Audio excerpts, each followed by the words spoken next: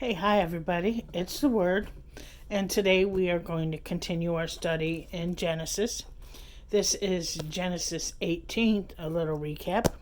So, Abraham was by the terebinth trees, and so he kind of looked up and he saw three men standing by him. So, he told Sarah to make a meal, prepare, and because they were sent by the Lord to tell him about that he's still going to have a son.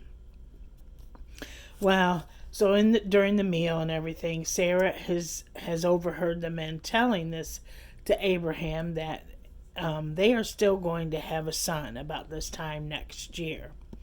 So Sarah's laughing. Okay, she just kind of doesn't believe it. So in verse 14, well, on down, the Lord is asking her, did you laugh? And she denies it, says that she didn't laugh. Well, in verse 14, the Lord asks Sarah, is anything too hard for the Lord? So, God said that he was going to give them a son, and he does fulfill his promises. So Abraham's trying to do right because he really wants a son. He really wants to honor God. But Sodom and Gomorrah, they were really sinning. There was a lot of sin. So there was an outcry against them. So God heard about the outcry. And so instead of just going ahead and believing what everybody is saying or everybody is doing, he checks on things himself. So he does check on what Sodom and Gomorrah are doing, and he finds out, yes, the outcry is correct. They are really sinning. So it was really bad. And so he was very upset about that. So he's talking to Abraham about that he is going to destroy the cities. So Abraham doesn't want that to happen. And so God doesn't really either want to do it. But when people are sinning, he just can't let that go by without some kind of punishment. And so in verses 23 through 33, it talks about what Abraham and the Lord are talking about. So, and Abraham came near and said, would you also destroy the righteous with the wicked? Suppose there were 50 righteous within the city. Would you also destroy the place and not spare it for the 50 righteous that were in it?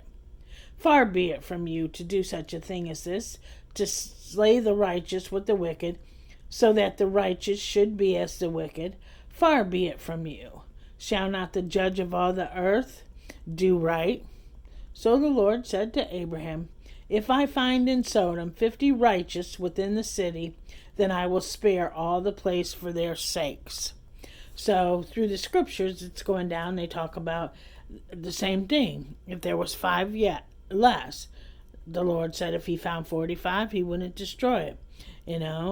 Down 40, and then 30. He said he wouldn't destroy it. If 20, he found 20, he wouldn't destroy it. Then he said, let not the Lord, this is Abraham talking to the Lord, let not the Lord be angry, and I will speak but once more. Suppose 10 should be found there. And the Lord said, I will not destroy it for the sake of 10. So the Lord went his way as soon as he had finished speaking with Abraham, and Abraham returned to his place.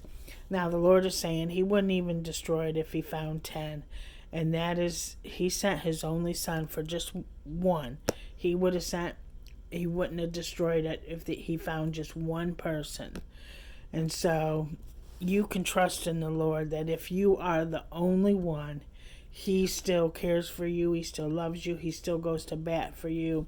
You are still his child. Even if you're the only one, you can trust in God to do right by you. I thank you for hearing the word with me today. That was Genesis 18, a little recap of that.